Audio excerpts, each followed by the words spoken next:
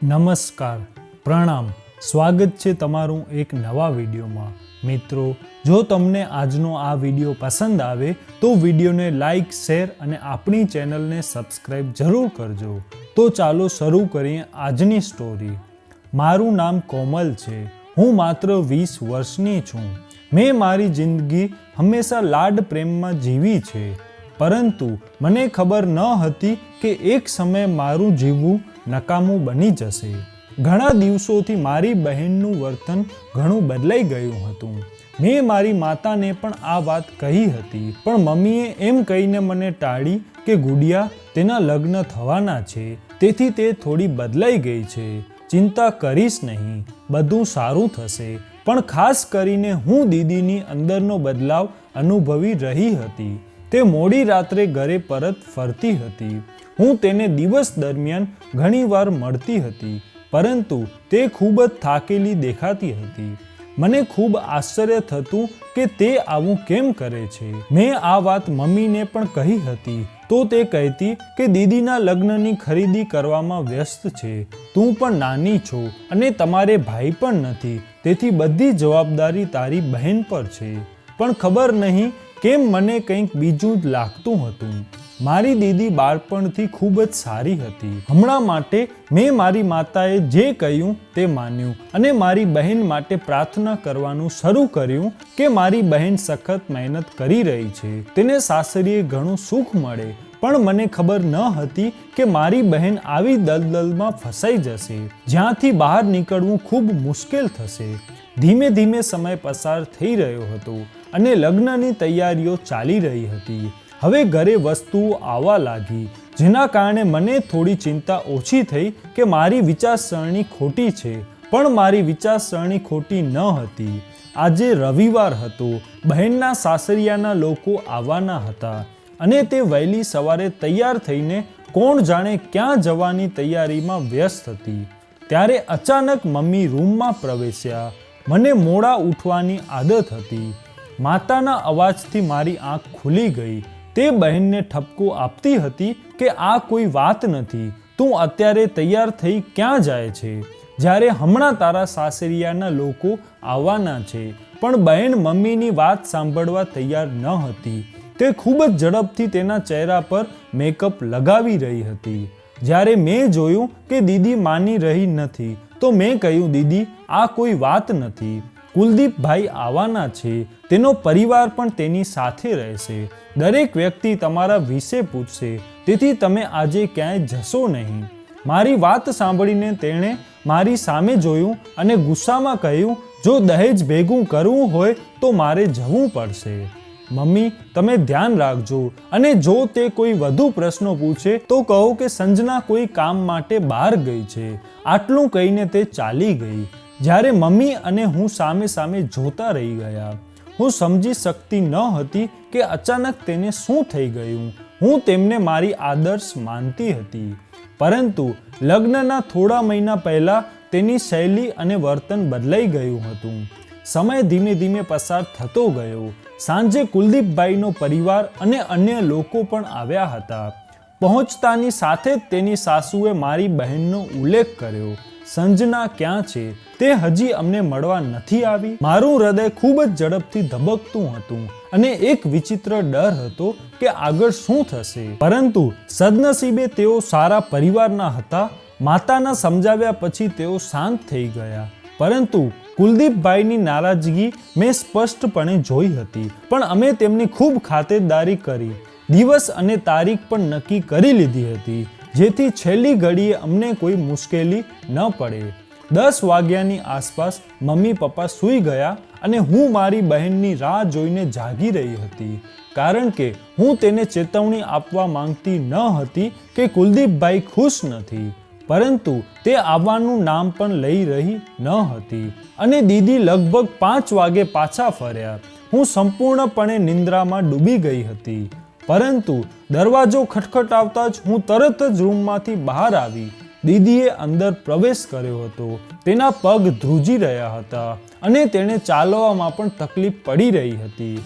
મારી બહેનને જોતાની સાથે જ હું સમજી ગઈ કે તે ખૂબ જ થાકી ગઈ હતી. એક ક્ષણ માટે મને મારી બહેન માટે ખરાબ લાગ્યું. મને ખબર ન હતી કે તે કેવા પ્રકારની નોકરી કરી રહી હતી, જેમાં રવિવારની રજા ન હતી. દીદી તરફ જોઈને મેં કહ્યું, તમને ખબર છે, આજે તમારી આખી ફેમિલી આવી હતી.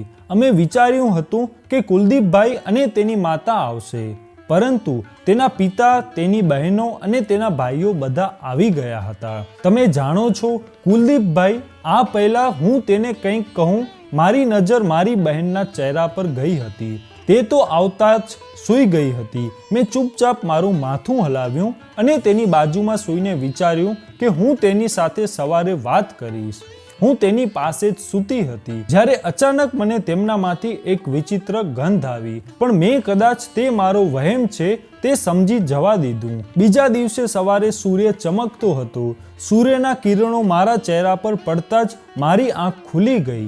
જ્યારે મારી નજર બીજી તરફ ગઈ ત્યારે મારી બહેન રૂમમાં હાજર ન હતી. આ જોઈ મારી આંખો મોટી થઈ ગઈ. સવારના 9 વાગ્યા હતા અને તે ઘરેથી નીકળી ગઈ હતી. સવારે પાછા આવવું અને 9 વાગે જવાથી મને થોડું આશ્ચર્ય થયું. મેં તરત જ મારી બહેન માટે પ્રાર્થના કરી. ભગવાનને કહ્યું, મારી દીદી પર ક્યારેય ખરાબ સમય ન આવે. તેણે ઘણી જ બધી મુશ્કેલીનો સામનો કર્યો છે. તે લગ્ન પછી સુખી જીવન જીવે.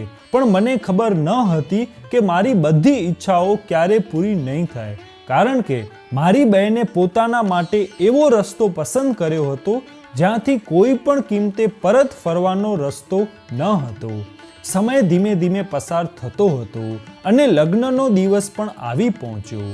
દીદી ખૂબ જ ચિંતિત દેખાતી હતી. એવું લાગતું હતું કે તે લગ્ન કરવા માંગતી ન હતી. ઘરમાં ઘણા મહેમાનો આવ્યા હતા. મમ્મી પણ ખૂબ જ ચિંતિત હતી, પણ હું દીદીને કંઈ કહેતી ન હતી, કારણ કે હું જાણતી હતી કે જો હું તેને કંઈ કહીશ તો તે તરત જ ગુસ્સે થવા લાગશે. મેં આ વાત મમ્મીને પણ સમજાવી કે તમે ચૂપ રહો, પણ હું ઘરને લાટકી હોવાના કારણે બહેન મને બહુ કહેતી ન હતી, પણ મારી સાથે ખૂબ પ્રેમથી વાત કરતી. થોડી વાર પહેલા પણ તે મોસાજી પર ગુસ્સો કરતી હતી, પરંતુ માતાએ તેને હાથ જોડીને અટકાવ્યા હતા. પછી હું ચૂપચાપ બહેનના રૂમમાં ગઈ. તે ખરાબ રીતે રડી રહી હતી. મારો જીવ જોખમમાં હતો. મેં ક્યારેય દીદીને આ રીતે રડતા જોઈ ન હતી, પરંતુ મેં હંમેશા તેમને ખૂબ જ મજબૂત જોઈ હતી. તેમની નજીક જઈને મેં તેને ગળે લગાવી લીધી. મેં તેના આંસુઓ સાફ કરી કહ્યું, કેમ પરેશાન છો? તમે તો ખૂબ મજબૂત છો અને એક દિવસ બધાને જવું જ છે. પણ તે માથું નમાવીને ચૂપચાપ બેઠી હતી. તેની આંખોમાંથી આંસુ વહી રહ્યા હતા. હું ઈચ્છતી હતી કે તે મારી સાથે વાત કરે, પરંતુ તે મારા કહેવા પર કોઈ પણ વાતનો જવાબ આપી રહી ન હતી. લાંબા સમય સુધી તેને સમજાવ્યા પછી પણ જ્યારે તેને કોઈ અસર ન થઈ ત્યારે મેં તેનો હાથ પકડીને પ્રશ્નાર્થ સ્વરમાં તેની સામે જોયું અને કહ્યું, જો કોઈ સમસ્યા હોય તો મને કહો. તને કુલદીપભાઈ પસંદ નથી કે બીજું કંઈક છે? હું બીજું કંઈ બોલું તે પહેલાં જ તે ખૂબ ગુસ્સામાં બોલી, મારા માટે કોઈ પસંદ નાપસંદ નથી. મારા પરિવારના સભ્યોએ મને એટીએમની મશીન માની લીધી છે અને હું એવી બની ગઈ છું. મારામાં કોઈની સાથે લગ્ન કરવાની હિંમત નથી. હું બિનજરૂરી રીતે કોઈનું જીવન બરબાદ કરવા માંગતી નથી. જ્યારે મારી બહેનના મોઢેથી આવા શબ્દો સાંભળીને હું આશ્ચર્યચકિત નજરે તેની સામે જોવા લાગી. હું તેને પ્રશ્ન કરવા માંગતી હતી કે તું ક્યારથી આવું વિચારવા લાગી છે? તું તો બહુ સરસ હતી. પણ મારા હોઠ પર તાળું લાગી ગયું હતું. શું તેઓને આ સંબંધ પસંદ ન હતો કે પછી કંઈક બીજું હતું? થોડા સમય પછી પાર્લરવાળી અમારા ઘરે આવી. તે દીદીનો મેકઅપ ખૂબ જ નિપુણતાથી કરતી હતી. હું પણ એ જ રૂમમાં હાજર હતી, કારણ કે મારો મેકઅપ પણ થોડા સમય પછી કરવાનો હતો. પણ હું મારી બહેનની આંખોમાં પીડા અનુભવી રહી હતી. તે ખરેખર તેના લગ્નથી બિલકુલ ખુશ ન હતી. દીદીના સાસરિયાના ઘરે તમામ દહેજ પહોંચી ગયું હતું. મને એવું લાગ્યું કે મમ્મી પપ્પા પાસે જઈને કહું કે બહેન આ સંબંધથી ખુશ નથી, અથવા તમે લગ્ન થોડા મહિનાઓ પછી કરો. પરંતુ જો અમે આમ કરીશું તો અમારા સન્માન પર પ્રશ્ન થશે અને લોકો દીદીના પાત્રની ટીકા કરશે અને કોઈ પણ રીતે દીદી ઘરની અંદર જે નાટક કરતી હતી તેનાથી સાબિત થઈ ગયું હતું કે દીદી કોઈ બીજાને પસંદ કરે છે, પરંતુ એવું કંઈ ન હતું. થોડી વધુ ક્ષણો વીતી ગઈ અને બહેન દુલ્હનના ડ્રેસમાં સંપૂર્ણપણે તૈયાર હતી. હું તેની પાસેથી મારી નજર હટાવી શકી નહીં, કારણ કે ભગવાને તેને પ્રાકૃતિક સુંદરતા આપી હતી અને આજે તો ચાંદ પણ ટૂંકો પડી રહ્યો હતો. તેને જોઈને લાગ્યું કે તે કોઈ રાજકુમારી છે. થોડી વાર પછી મમ્મી પપ્પા રૂમમાં આવ્યા અને દીદીને દુલ્હનના પોશાકમાં જોઈને બંને ભાવુક થઈ ગયા. પછી પપ્પા નજીક આવ્યા અને મારી બહેનના માથા પર હાથ મૂકતા જ હતા કે દીદી બોલી, મને તમારા આશીર્વાદની જરૂર નથી. મેં તમને કહ્યું હતું કે મારે અત્યારે લગ્ન કરવા નથી, પણ તમે લોકોએ મારી વાત ન સાંભળી, કારણ કે હું તમારા માટે કોઈ અહેમિયત નથી રાખતી. તેથી તમારું સન્માન જાળવી રાખો અને કોઈ પણ આશીર્વાદ વિના મને વિદાય આપો. હું મરવા તૈયાર છું. આટલું કહેતા જ બહેન સ્ટેજ પર બેસી ગઈ. જ્યારે હું મારું માથું પકડી રહી હતી કે મારી બહેનને અચાનક શું થયું. પહેલાં તે એકદમ ઠીક હતી. તેણે ક્યારેય એવું કંઈ કહ્યું ન હતું. મને રડવાનું મન થયું, પણ મેં મારી જાત પર કાબૂ રાખ્યો. હું બિનજરૂરી સીન બનાવીને બધાને પરેશાન કરવા માંગતી ન હતી. સમય ધીમે ધીમે પસાર થયો અને મમ્મી પપ્પા રડતા રડતા રૂમમાંથી બહાર નીકળી ગયા. પરંતુ બહેનના હાથમાં રહેલો તેનો મોબાઈલ સતત વાગી રહ્યો હતો. હું વિચારતી હતી કે લગ્નના દિવસે તેને કોણ ફોન કરતું હતું. એક ક્ષણ માટે મને લાગ્યું કે હું મારી બહેનને તેનો મોબાઈલ ફોન આપવાનું કહું, પણ દીદીએ જે રીતે પોતાનો મોબાઈલ પકડી રાખ્યો હતો તેના પરથી હું સમજી ગઈ કે તેમનો મોબાઈલ કોઈને આપવાનો તેનો કોઈ ઈરાદો ન હતો. તેથી એમને જોઈને જ હું સમજી ગઈ કે વાત કંઈક બીજી છે. મારી બહેન અમારાથી કંઈક છુપાવી રહી હતી, પરંતુ મેં તેને કોઈ પ્રશ્ન પૂછ્યો ન હતો. ધીમે ધીમે લગ્નની બારાત અમારા દરવાજે આવી પહોંચી. મમ્મી પપ્પાએ તેમનું સ્વાગત કર્યું. ક્રમશઃ બધું કામ પૂરું થયું અને લગ્નની વિધિઓ શરૂ થઈ. અને થોડી જ ક્ષણોમાં મારી બહેનના લગ્ન એક એવા વ્યક્તિ સાથે થઈ ગયા જે કદાચ તેમને પસંદ ન હોય. મારી આંખો પણ ભીની થઈ ગઈ હતી. થોડા સમય પછી મેં મારી બહેનને વિદાય આપી. સમય ધીમે ધીમે પસાર થયો અને મારી બહેન અમને કાયમ માટે છોડીને તેના સાસરે ચાલી ગઈ. મમ્મી પપ્પા અમે બધા ખૂબ જ ભાવુક હતા. અમે મેરેજ હોલમાંથી બહુ મોડેથી પાછા ફર્યા ત્યારે અમારું આંગણું ખૂબ જ સૂનું દેખાઈ રહ્યું હતું. પપ્પાએ મમ્મી સામે જોયું અને કહ્યું, આજે સંજનાના જવાથી બહુ દુઃખ થયું છે. જે રીતે તેણે અમારી સાથે વાત કરી, ખબર નહીં કેમ એવું લાગ્યું કે અમારી દીકરી આ સંબંધથી ખુશ નથી. જોકે તેણે પોતે કહ્યું હતું કે તેને કુલદીપ પસંદ છે અને તે તેની સાથે લગ્ન કરવા તૈયાર છે, પરંતુ મને ખબર નથી કે હવે તેને શું થયું છે. પપ્પાની વાત સાંભળીને હું પણ વિચારમાં ખોવાઈ ગઈ. કંઈક એવું હતું જે બહેન અમારાથી છુપાવી રહી હતી. તેના ચહેરા પરની વ્યથા, વારંવાર ફોનની રિંગ, આ બધું સારી વાત ન હતી. હાલમાં અમે બધી વસ્તુઓ બાજુ પર મૂકી દીધી હતી, કારણ કે મોડી રાત થઈ ગઈ હતી અને અમારા ઘરે ઘણા મહેમાનો હતા. અમે તરત જ તેમના રહેવાની વ્યવસ્થા કરી અને હું આવીને મારા રૂમમાં બેસી ગઈ. હું દીદીની વસ્તુઓને લાંબા સમય સુધી જોતી રહી.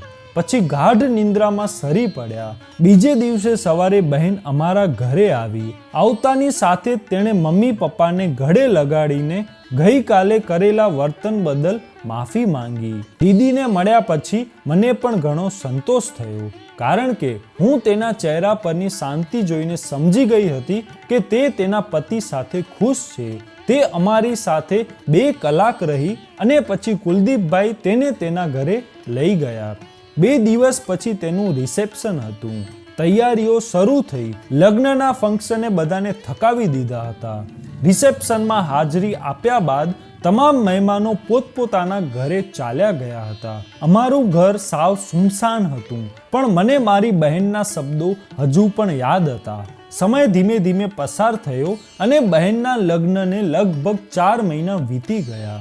આ 4 મહિના દરમિયાન દીદી અમને ઘણી વાર મળવા આવી. તેણે કહ્યું કે લગ્નના દિવસે મારે મારા માતા પિતા સાથે આ રીતે ગેરવર્તન ન કરવું જોઈએ. જ્યારે મમ્મી પપ્પાએ તેને માફ કરી દીધી, કારણ કે તેઓ જાણતા હતા કે બહેને ખરેખર આ લગ્ન અને આ ઘર માટે ઘણું બલિદાન આપ્યું હતું. પરંતુ અમે લોકો એ જાણતા ન હતા કે તે બલિદાન આપીને ક્યાં સુધી પહોંચી ગઈ હતી અને તેણે કેવું કામ કર્યું હતું. હવે લગ્નને પૂરા 8 મહિના વીતી ગયા હતા. મારું હૃદય સતત મારી બહેન સાથે રહેવા માંગતું હતું. તેથી મેં નક્કી કર્યું હતું કે હું મારી બહેનના ઘરે જઈશ અને થોડા દિવસ તેની સાથે રહીશ. મને ખબર હતી કે મારા માતા પિતા એકલા થઈ જશે, પરંતુ મને મારી માતા પર વિશ્વાસ હતો કે તે બધું સંભાળી લેશે. જ્યારે મેં મારા માતા પિતા પાસેથી પરવાનગી માંગી ત્યારે તેઓ તરત જ માની ગયા અને હું મારી વસ્તુઓ પેક કરીને દીદીના ઘરે કયા વિના પહોંચી ગઈ હતી. દીદી અને કુલદીપભાઈ તેમના સાસરિયાના ઘરની સામેના મકાનમાં રહેતા હતા. તેનું સાસરિયાનું ઘર ઘણું મોટું હતું. કુલદીપભાઈનો રૂમ પણ ત્યાં હાજર હતો, પરંતુ પતિ પત્ની બંને ત્યાં એડજસ્ટ થઈ શક્યા ન હતા. કુલદીપભાઈએ જણાવ્યું કે મને મારી પત્ની સાથે પ્રાઇવસી જોઈએ છે, તેથી જ હું અલગ ઘરે રહીશ. કુલદીપભાઈએ કોઈની વાત ન માની અને ભાડા પર અલગ ઘર લીધું. જ્યારે હું ઘરના દરવાજે પહોંચી તો કુલદીપભાઈ પોતાના કામે જઈ રહ્યા હતા અને મારી બહેન મને જોઈને આશ્ચર્યચકિત થઈ ગઈ. દીદીએ તરત જ મને ગળે લગાડી. છોટી, તું અહીં કેવી રીતે આવી ગઈ? તે મને કહ્યું પણ નહીં. તેમના સ્વરમાં હાજર ખુશી જોઈ હું પણ મુગ્ધ થઈ ગઈ. નહીં તો અહીં આવતા પહેલા મારા મનમાં ઘણા વિચાર હતા. મેં મારી બહેનને ગળે લગાડીને પ્રેમથી કહ્યું, હું તને એટલી યાદ કરી રહી હતી કે હું કંઈ કહી શકતી નથી. તેથી જ મેં વિચાર્યું કે હું તમારી સાથે થોડા દિવસો વિતાવીશ. મારે આટલું કહેવું હતું કે દીદીના ચહેરા પરથી એક પડછાયો પસાર થઈ ગયો, પણ તે કંઈ બોલી નહીં અને મને તેની સાથે પકડીને અંદર લઈ ગઈ. કુલદીપભાઈ પોતાના કામે ગયા હતા. તે મને જોઈ શક્યા ન હતા. હું ઘરમાં પ્રવેશી જ્યારે મને એક વિચિત્ર ઉદાસીનો અનુભવ થયો. જો કે બંનેના લગ્નને 8 મહિના થયા હતા, પણ મને ખબર નહીં તેના ઘરમાં એક અંધકાર લાગી રહ્યો હતો. મેં મારી બહેનને જોઈને મારી સમસ્યાઓ વ્યક્ત કરી કે દીદી, મને ખબર નથી કે હું કેમ એક વિચિત્ર અસ્વસ્થતા આ ઘરમાં અનુભવું છું. તમારા ઘરમાં કંઈક અલગ છે. જ્યારે મારી બહેને આશ્ચર્યથી મારી સામે જોયું અને કહ્યું, તું બકવાસ બંધ કર અને કે તું કેટલા દિવસ રહેવા આવી છો. આટલું કહી દીદીએ વાત ફેરવી દીધી. ધીમે ધીમે સમય પસાર થયો અને હું મારી બહેનના ઘરે આવી એને એક આખો દિવસ પસાર થઈ ગયો હતો. હું કુલદીપભાઈને પણ મળી હતી. તે પણ ખુશ હતા. તે બંને એક જ રૂમમાં રહેતા હતા. દીદીએ મારી પસંદગીનું ભોજન તૈયાર કર્યું હતું. આજે અમે ત્રણેય સાથે ડિનર લીધું. અમે સાથે બેઠા અને લાંબા સમય સુધી ગપ્પા માર્યા. જ્યારે મને વારંવાર લાગ્યું કે મારી બહેન ઘડિયાળ તરફ જોઈ રહી છે. જો કે કુલદીપભાઈના ચહેરા પર સંતોષ હતો. એક ક્ષણ માટે મને સમજાયું કે કદાચ તેઓ બંને એકબીજા સાથે સમય પસાર કરવા માંગતા હતા. પરંતુ કુલદીપભાઈની વાતમાં બિલકુલ કોઈ સંકેત ન હતો કે તે એકલા સમય પસાર કરવા માંગે છે. પરંતુ હું દીદીના ચહેરા પરથી કહી શકતી હતી કે કંઈક ગરબડ છે. તેથી મેં બહાનું કાઢ્યું અને રૂમમાં જવાનું શરૂ કર્યું. તે બંને પતિ પત્ની હતા. જ્યારે કુલદીપભાઈ મારી સાથે બેસીને ગપસપ કરી રહ્યા હતા. તેથી જ હું આગળ વધી અને મેં કહ્યું, હું સૂવા માંગુ છું. દીદી તરત જ તેમની જગ્યાએ ઊભા થઈ ગયા અને મને કહ્યું, તારે વહેલા સૂઈ જવું જોઈતું હતું. આટલી રાત થઈ ગઈ છે અને તું કોઈ કારણ વગર બેઠી છો. જ્યારે કુલદીપભાઈએ તરત જ કહ્યું, આ તેનું ઘર નથી, આ અહીં મહેમાન છે. તેને ઊંઘ નહીં આવતી હોય. છોટીને બેસવું હોય તો થોડી વાર વાત કરીએ. કુલદીપભાઈએ મજાકમાં આ વાત કહી હતી. જ્યારે મારી બહેન તરત જ તેની પાસે ગઈ અને કહ્યું, કોઈ જરૂર નથી. બિનજરૂરી ઊંઘ બગાડવાની અને તમે જાઓ અને આરામ કરો અને તમારે પણ સવારે ઓફિસે જવાનું છે. દીદીની શૈલી મને અજીબ લાગી કે મારે તેમને કહેવું જોઈએ કે તે મારી સાથે આમ કેમ વાત કરે છે, પણ મેં ચૂપ રહેવાનું શ્રેષ્ઠ માન્યું. હું ચૂપચાપ રૂમમાં આવી તો મને રૂમમાં પણ એક વિચિત્ર અનુભવ થયો. એવું લાગતું હતું કે અહીં કંઈક ખોટું છે, પણ હું શું સમજી ન શકી. આજ પહેલા પણ હું બહેનના સાસરે આવી હતી, કુલદીપભાઈને મળી હતી. મને ક્યારે અજીબ જેવું લાગ્યું ન હતું. હમણાં માટે હું બધું છોડી અને બેડ પર સૂઈ ગઈ. રાત ધીરે ધીરે પસાર થઈ રહી હતી. લગભગ 3 વાગ્યા પછી મેં બહારથી કંઈક અવાજ સાંભળ્યો. મારી આંખો ખોલવા માટે તે પૂરતું હતું. મેં આજુબાજુ જોયું પણ રૂમમાં કોઈ ન હતું, જેની મને શંકા જાય. હું દરવાજા પાસે હતી, પરંતુ જે રીતે બહારથી કંઈક પડવાનો અવાજ સંભળાયો, કોઈ ચોર ઘરમાં ઘૂસ્યો હોય એવું વિચારવા લાગી. હું રૂમમાંથી બહાર આવી પણ કોઈ ન હતું. મને એક ક્ષણ માટે આશ્ચર્ય થયું, પણ હું રૂમમાં ચાલી આવી. લાંબા સમય સુધી સૂવાનો પ્રયાસ કર્યો, પરંતુ હું પહેલેથી જ જાગી ગઈ હતી. એટલે હું કોફી પીવા કિચનમાં આવી, પણ કિચનની લાઇટ ચાલુ હતી, એટલે કે ઘરમાં કોઈ જાગતું હતું. મેં મારી ગરદનને દીદીના રૂમ તરફ ફેરવી. જોયું કે તેના રૂમનો દરવાજો બંધ હતો અને લાઇટ પણ બંધ હતી. મારા માટે આ કોઈ ખતરાની નિશાની નથી, પરંતુ આ પણ મેં વહેમ સમજી જવા દીધું અને મેં મારા માટે કોફી બનાવી અને ત્યાં ઊભા રહીને પીવાનું શરૂ કર્યું. મેં કોફીની થોડી ચૂસ્કીઓ લીધી હતી જ્યારે મારી બહેન સીડી પરથી નીચે ઉતરી આવી અને રાતના 3 થયા હતા અને દીદીનું આ સમયે ટેરેસ પરથી આવવું મારી સમજની બહાર હતું. આજે પણ દીદી થાકેલી દેખાતી હતી. તેની હાલત લગ્ન પહેલા જેવી જ લાગતી હતી. તે કિચન પાસેથી પસાર થાય આ પહેલા મેં તેને બોલાવીને પૂછ્યું, તમે ક્યાંથી આવો છો? મારા પ્રશ્ન પર તે ડરી ગઈ હતી અને કહેવા લાગી, તું ભૂત જેમ શું ભટકી રહી છે અને અત્યારે કોફી કેમ પીવે છે? તારી ઊંઘ ઉડી જશે. તેની વાત સાંભળીને મેં તરત જ કહ્યું, ના, હું ગમે તેમ કરીને સૂઈ જઈશ. અચાનક બહાર કંઈક પડવાનો અવાજ આવ્યો. મેં જોયું તો ત્યાં કોઈ ન હતું. પછી મેં ફરીથી સૂવાનો પ્રયત્ન કર્યો, પણ મારી ઊંઘ ઉડી ગઈ. તેથી જ મેં વિચાર્યું કે મારા માટે કોફી બનાવું. કોફી પીધા પછી કદાચ મને ઊંઘ આવી જશે. દીદીએ સહેજ માથું નમાવીને જવાબ આપ્યો, પણ તેમની આંખો થાકેલી દેખાતી હતી. પછી તે તેના રૂમમાં ચાલી ગઈ. મારા જીજુનું કામ અલગ હતું. તે 4 દિવસ સુધી બહાર રહેતા હતા. આજે પણ જીજુ થોડા કામ માટે શહેર બહાર ચાલ્યા ગયા, એટલે કે દીદીના ઘરે થોડા દિવસ સુધી કોઈ પુરુષ હાજર ન હતો. એક ક્ષણ માટે મને આશ્ચર્ય થયું કે આટલા મોટા ઘરમાં દીદી કેવી રીતે રહે છે, પણ મેં મારી બહેનના શબ્દો પર ક્યારેય સવાલ કર્યો ન હતો અને ન તો હું આવું કરવાનો મને અધિકાર હતો. સમય પસાર થઈ રહ્યો ન હતો અને મને મારી બહેનના ઘરે રોકાયાને 5મો દિવસ થઈ ગયો હતો. દીદીએ મને એકવાર પણ કહ્યું ન હતું કે તું મમ્મી પપ્પાના ઘરે ચાલી જા, પણ તેના ચહેરા પરથી મને એવું લાગતું હતું કે જાણે તે મારા અહીં આવવાથી ખુશ નથી. તેના કેટલાક કામમાં વિઘ્ન પડે છે, પણ અત્યારે તો મેં તેના પર ધ્યાન આપવું જરૂરી ન માન્યું. હું બહેન સાથે સમય પસાર કરવા માંગતી હતી. રાત્રિ ભોજન કર્યા પછી હું મારી જગ્યાએ ગઈ.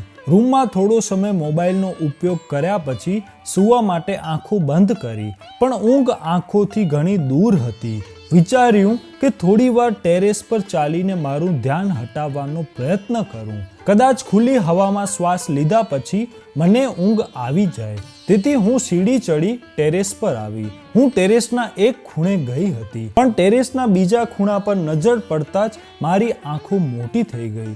મારા પગ નીચેથી જમીન સરકી ગઈ હતી. મેં સપનામાં પણ કલ્પના નહોતી કરી કે મારી બહેન આવું ખરાબ કામ કરશે, કારણ કે તે એકદમ નજર સામે એક છોકરા પાસે બેસીને ખોટું કામ કરી રહી હતી અને ઘણા છોકરા લાઈનમાં ઊભા હતા અને તેનો ઉપયોગ કરતા હતા.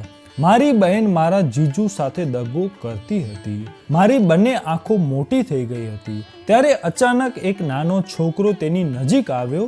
મને અંધારામાં કંઈ ખાસ દેખાતું ન હતું, પણ જેવી મારી બહેનની ચીસ સંભળાણી અને મેં તે છોકરાને તેની સામે જોયો તો મને પણ નવાઈ લાગી, કારણ કે તે નાનો છોકરો બીજું કોઈ નહીં પણ મારી બહેનનો દેવર હતો, જે મારી બહેનનો ઉપયોગ કરી રહ્યો હતો. દીદીએ મને જોઈને આશ્ચર્યચકિત થઈ ગઈ. તેણે તરત જ ત્યાં ઉપલબ્ધ તમામ છોકરાને ભગાડ્યા, પરંતુ દીદીએ તેના દેવરને પકડી લીધો. બધા છોકરાઓ ગયા પછી બહેને મારી નજર સામે જ તેને પ્રશ્ન પૂછ્યો કે તેને કેવી રીતે ખબર પડી, અને પછી તેણે જે કહ્યું તે સાંભળીને દીદીની આંખોમાં આંસુ આવી ગયા. તેણે કહ્યું, કુલદીપભાઈએ મને આ કહ્યું છે કે હું તમારી પર નજર રાખું. જ્યારે મને ખબર પડી કે તમે પુરુષો સાથે આવા કામ કરો છો તો મેં વિચાર્યું કે હું પણ હાથ સાફ કરું, પણ મને ખબર ન હતી કે અંધારામાં પણ તમે મારો ચહેરો ઓળખી જશો. તેમની વાત સાંભળીને દીદી ખૂબ જ પરેશાન થઈ ગઈ અને તેમની સામે હાથ જોડી દીધા અને કહ્યું, ભગવાન ખાતર આ વાત તમારા ભાઈને ન કહેતા. કોઈ રીતે સમજાવી તેણે તેના દેવરને પાછો મોકલ્યો, પણ મેં તેનો હાથ પકડીને પૂછ્યું કે આ બધું શું છે? આ તમે શું કરી રહ્યા છો? શા માટે તમે તમારા જીવનનો નાશ કરો છો? આજે તારા દેવરને આ બધું ખબર પડી, કાલે તારા પતિને પણ ખબર પડી જશે, ત્યારે તું શું કરીશ? મારી વાત સાંભળીને તે અચાનક જમીન પર બેસી ગઈ અને ધ્રુસકે ધ્રુસકે રડવા લાગી. મેં પૂછ્યું તો તે કહેવા લાગી, લગ્ન પહેલા માતા પિતાનું દબાણ વધી રહ્યું હતું કે અમારે પૈસાની જરૂર છે, તું નોકરી કર. હું નોકરી મેળવવા જતી પણ નોકરી મળતી ન હતી. આ સમય દરમિયાન હું એક મહિલાને મળી જેણે મને આવું કરવાની સલાહ આપી. પહેલાં મને લાગ્યું કે આ બધું ઘણું ખોટું છે, કારણ કે હું કુલદીપને પ્રેમ કરું છું અને તેની સાથે મારું જીવન વિતાવવા માંગતી હતી. પરંતુ જેમ જેમ મેં લોકો સાથે સમય વિતાવવાનું શરૂ કર્યું તેમ તેમ મને તેમની પાસેથી મોટો પગાર મળવા લાગ્યો. પણ મને ખબર નહોતી કે આ કામ એક મોટી દલદલ છે. અહીંથી બહાર નીકળવું ખૂબ મુશ્કેલ છે. લગ્ન પછી મેં તમામ રસ્તાઓ બંધ કરી દીધા હતા, પરંતુ મારા સુધી તે લોકો પહોંચી ગયા અને તેઓએ કહ્યું, જો હું તેમને ખુશ નહીં કરું તો તેઓ કુલદીપને આ બધું કહી દેશે. આ જ કારણ છે કે મને આ કામ કરવા માટે ફરજ પડી. દરરોજ કોઈને કોઈ આવે છે અને મને બરબાદ કરે છે. મારી બહેનની વાતો સાંભળીને મારી આંખોમાં આંસુ હતા. હું સમજી શકતી ન હતી કે મારે મારી બહેન માટે શું કરવું જોઈએ. લાંબા સમય સુધી વાત કર્યા પછી અને તેમની પીડા સાંભળીને મેં નિર્ણય લીધો અને બહેન તરફ જોઈને કહ્યું, મને ખબર છે બહેન, આ બધું બહુ મુશ્કેલ હશે, પણ તમારા માટે સારું રહેશે કે તમે આ બધી વાતો કુલદીપભાઈને કહો. પછી તે નક્કી કરશે શું કરવું, કારણ કે તમારે આ કામમાંથી નીકળવાનું છે. મારી વાત સાંભળીને દીદી એકદમ સંતુષ્ટ થઈ ગયા અને થોડું વિચાર્યા પછી તે માની ગયા અને મને ખાતરી હતી કે કુલદીપભાઈ હવે દીદીને ખૂબ પ્રેમ કરે છે, તેમની વેદના સમજશે અને તેમની લાચારી પણ અનુભવશે. અને કુલદીપભાઈએ એવું જ કર્યું. તેણે બધું ખૂબ ધ્યાનથી સાંભળ્યું અને તેના વ્યક્તિત્વમાં વિશ્વાસ કર્યા પછી ફરી એકવાર તેની સાથે જીવનની શરૂઆત કરી. તેઓ દીદીને તેમની સાથે તેમના કામના સ્થળે લઈ ગયા હતા. તેણે કહ્યું, જો હું મારી પત્નીને અહીં છોડી દઈશ તો લોકો મારી પત્નીનું જીવન દુઃખી કરી દેશે અને હું નથી ઈચ્છતો કે મારી પત્ની વધુ મુશ્કેલીમાં આવે. જ્યારે મારી બહેન અહીંથી જઈ રહી હતી ત્યારે તેના ચહેરા પરની શાંતિ અને સ્વસ્થતા જોઈને હું ખૂબ જ ખુશ હતી. જતી વખતે તેણે મારો ખૂબ આભાર માન્યો. તેણે કહ્યું, જો તે મને મદદ ન કરી હોત અને મને સમજાવી ન હોત તો હું ક્યારે પણ આ દલદલમાંથી બહાર ન નીકળી શકી હોત. બેશક માતા પિતાએ તેમના બાળકો પર જવાબદારી નાખવી જોઈએ, પરંતુ જવાબદારીઓનો બોજ એટલો ન વધારવો કે તે ખોટા કામ તરફ જાય. મારા બધા માતા પિતાને વિનંતી છે, જેમ તમને તમારા બાળકોના શબ્દ દુઃખી કરે છે તેમ બાળકોને પણ તમારા શબ્દો દુઃખી કરે છે. તો મિત્રો, આજનો આ વિડીયો તમને કેવો લાગ્યો કોમેન્ટમાં જરૂર કહેજો અને જો વિડીયો પસંદ આવ્યો હોય તો વિડીયોને લાઈક, શેર અને આપણી ચેનલને સબસ્ક્રાઈબ જરૂર કરજો. જય શ્રી કૃષ્ણ.